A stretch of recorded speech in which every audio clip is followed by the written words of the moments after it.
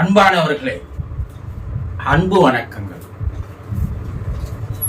நாள்தோறும் தொடர்ந்து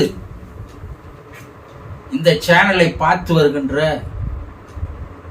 உங்கள் அனைவருக்கும் என்னுடைய மனமார்ந்த நன்றிகள்.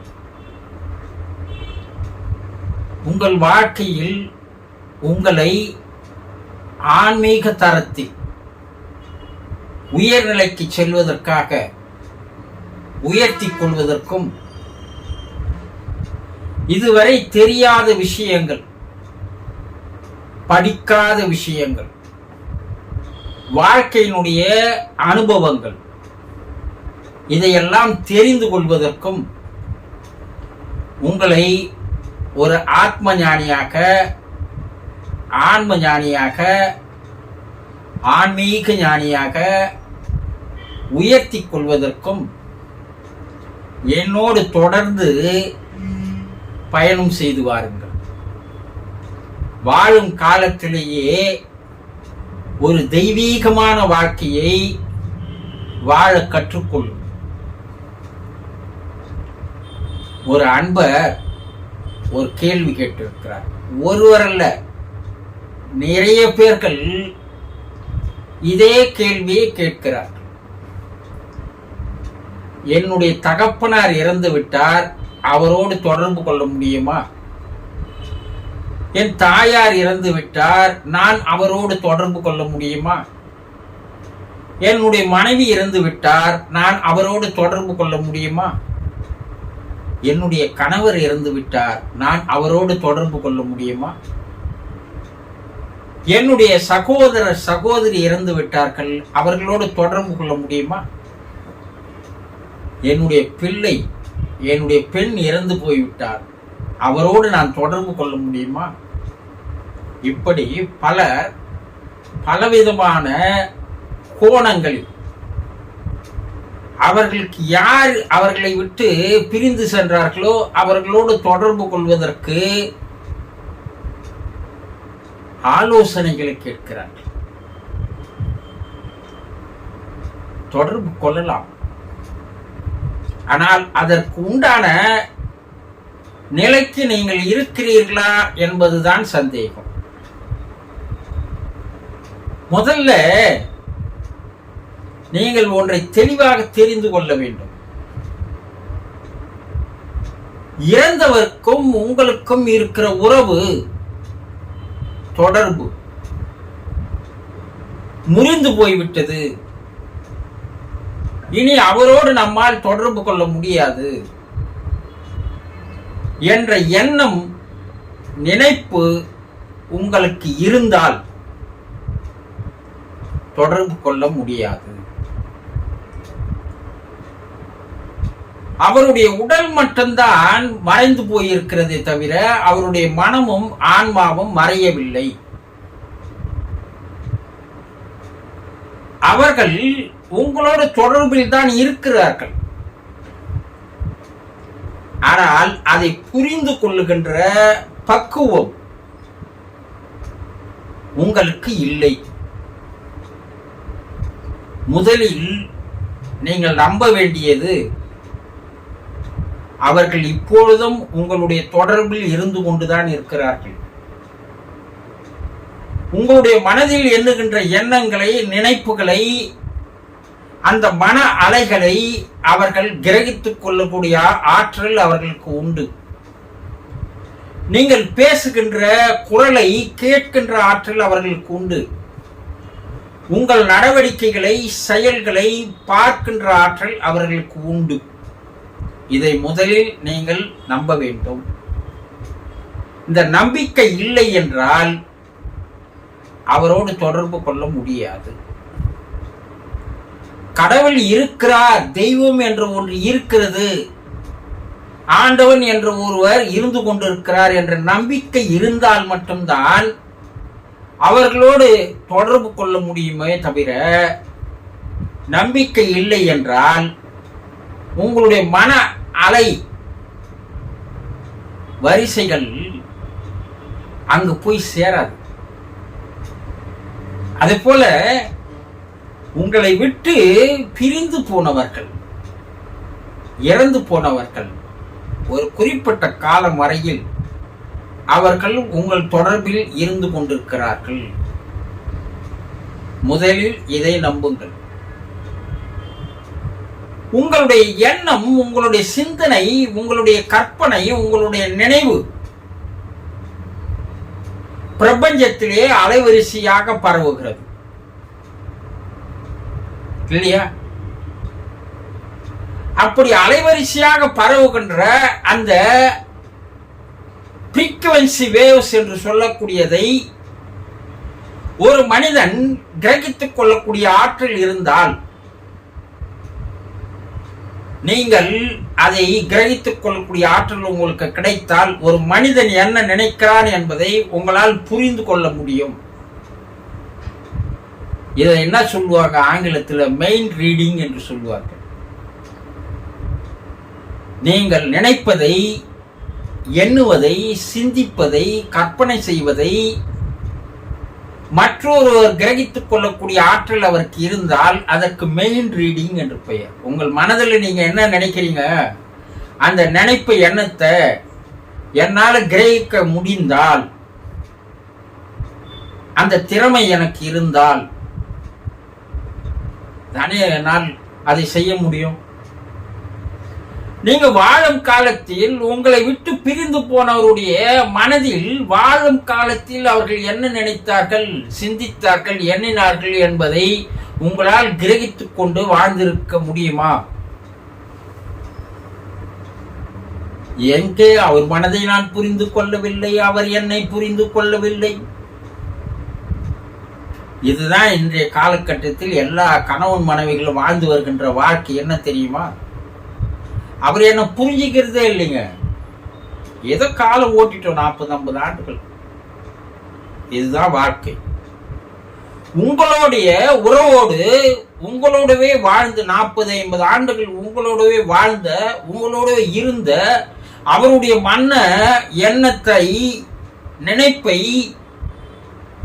அதையே உங்களால் புரிந்து கொள்ள முடியாமல் வாழ்ந்து வந்துவிட்டு, இப்போது அவர் உங்களை விட்டு பிரிந்து போன பிற்பாடு அவரோடு தொடர்பு கொள்ள முடியுமா என்று கேட்டால் அது சாத்தியம் தானா? சிந்தித்து பாருங்கள். உங்களுக்கு முதலில் உங்களுடைய மன எண்ணத்தை எப்படி வெளியே அனுப்புவது என்பதை தெரிவதில்லை. மற்றவருடைய மன எண்ணங்களை எப்படி கிரகித்துக் கொள்வது என்பதே புரியவில்லை. அதை கற்றுக்கொள்ளாமலேயே, அதை புரிந்து கொள்ளாமலேயே இந்த பூமியில் வாழ்ந்து வருகிறோம் இல்லையா? வானொலி நிலையத்திலிருந்து ஒளிபரப்புகின்ற அந்த பாடல், சத்தம், ஒலியானது பிரபஞ்சத்திலேயே ஒலி அலைகளாக பிரபஞ்சம் முழுவதும் பரவி விடுகிறது இல்லையா? அப்போ உங்க வீட்டில் இருக்கிற வானொலி பிரபஞ்சத்தில் காற்றில் இருக்கின்ற அந்த ஒலியை, சத்தத்தை ஈர்த்து கொள்ளுகின்ற, கிரகித்துக் கொள்ளுகின்ற ஒரு கருவி அதில் வைத்திருப்பதால் அது கிரகித்துக் கொண்டு அந்த ஒலியை பாடலாக உங்களுக்கு தருகிறது இல்லையா? இதை நீங்க ஆண்டனான்னு சொல்லுங்க. ஆண்டனா மேல வைக்கிறோம் இல்லையா? இந்த ஆண்டனா எதற்கு வைக்கிறோம் மேல? பிரபஞ்சத்தில் இருக்கின்ற ஒலிகளை, சத்தங்களை, தொலைக்காட்சி நிலையங்களில் வெளியே அனுப்பப்படுகின்ற உருவங்களை, ஒலிகளை அது ஈர்த்து நம்முடைய தொலைக்காட்சி பெட்டியில் எப்படி உருவங்களாக, சத்தங்களாக, நாடகங்களாக, காட்சிகளாக தருகிறது அல்லவா? அதே போல ஒரு கருவி, ஒரு ஆண்டனா, ஒரு ரிசீவர் உங்களுடைய தலையினுடைய உச்சியிலும் இருக்கிறது. இந்த தலை உச்சி என்று சொல்லக்கூடிய அந்த தசவாசல் வழியாக தான் உங்களுடைய எண்ணங்கள், நினைப்புகள், சிந்தனைகள், கற்பனைகள் எல்லாம் வெளியே பிரபஞ்சத்திற்கு பரப்பப்படுகிறது.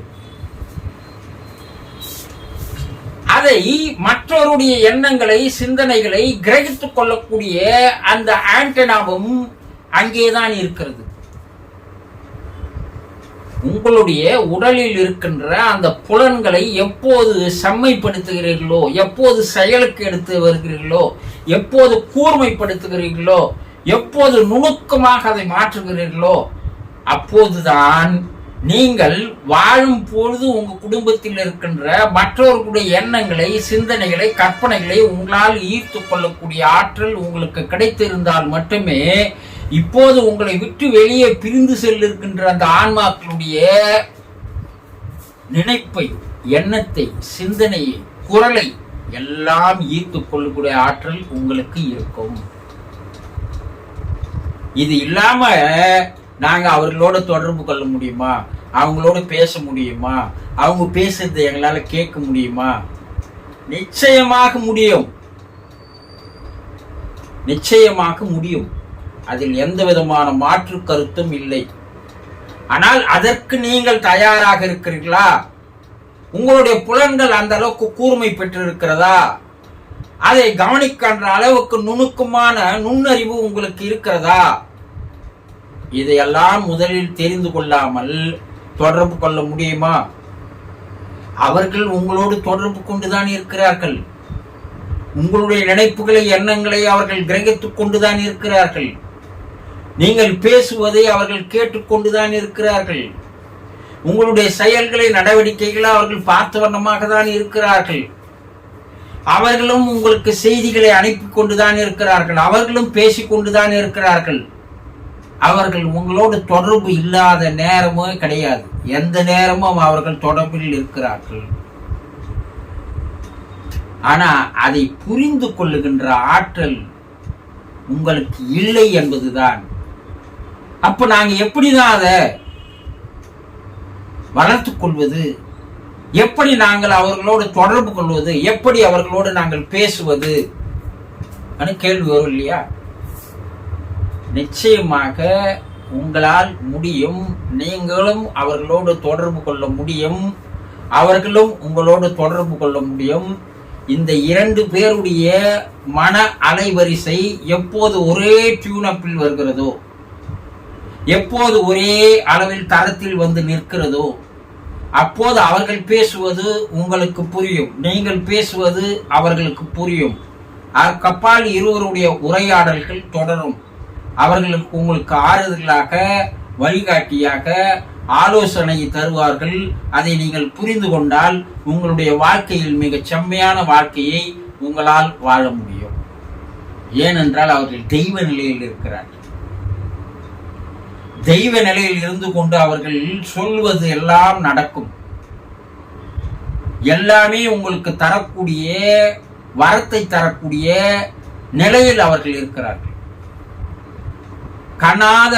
கண் காணாத தெய்வத்திற்கு நீங்கள் பிரார்த்தனை செய்கிறீர்கள். அது பலன் உங்களுக்கு வந்து சேர்கிறதா என்றால் நம்பிக்கை. அதே போல நீங்கள் நம்பினால் அவர்களோடு தொடர்பு கொள்ள முடியும், அவர்களோடு பேச முடியும். அவர்களோடு எப்படி தொடர்பு கொள்வது, பேசுவது என்பதை நான் அடுத்த வீடியோவில் செய்முறையாக உங்களுக்கு விளக்கமாக நீங்களே செய்கின்ற அளவிற்கு சில பயிற்சிகளை நான் தருகிறேன். அதை நீங்கள் தொடர்ந்து செய்து வந்தால் நிச்சயமாக உங்களை விட்டு பிரிந்து போன தாயாக இருந்தாலும், தந்தையாக இருந்தாலும், கணவனாக இருந்தாலும், மனைவியாக இருந்தாலும், பிள்ளைகளாக இருந்தாலும், அவர்கள் மறுபிறப்பு எடுக்கின்ற காலம் வரைக்கும் உங்களால் அவர்களோடு தொடர்பில் இருக்க முடியும் என்பது நிச்சயம் நிரூபிக்கப்பட்ட உண்மை. புரிந்து கொண்டீர்களா அன்பர்களே? நான் கைபேசியை கையில் வைத்துக் கொள்வது இல்லை. நிறைய கால்கள் எனக்கு வருகிறது.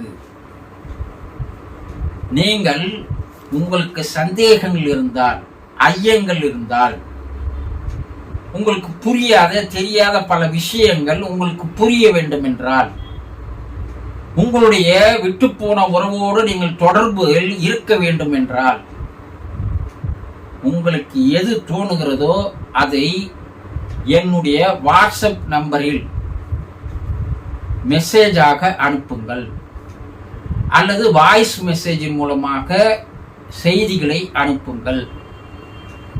எனக்கு ஓய்வு கிடைக்கின்ற நேரத்தில் நிச்சயமாக உங்களுக்கு நான் பதில்களை தருவேன். தொடர்ந்து என்னோடு பயணம் செய்து வாருங்கள். இதுவரையில் உலகில் தெரியாத, புரியாத, நீங்கள் கற்றுக்கொள்ளாத, அனுபவத்தில் இராத பல விஷயங்களை நீங்கள் கற்றுக்கொள்கின்ற வாய்ப்பை இறைவன் உங்களுக்கு தந்திருக்கிறான். இதை பயன்படுத்தி கொண்டு உங்கள் வாழ்க்கையினுடைய தரத்தை மேல்மேலும் உயர்த்தி கொள்ளுங்கள். வாழ்க்கையை மாற்றிக்கொள்ளுங்கள். புரிந்து கொண்டீர்களா? சந்தோஷம்.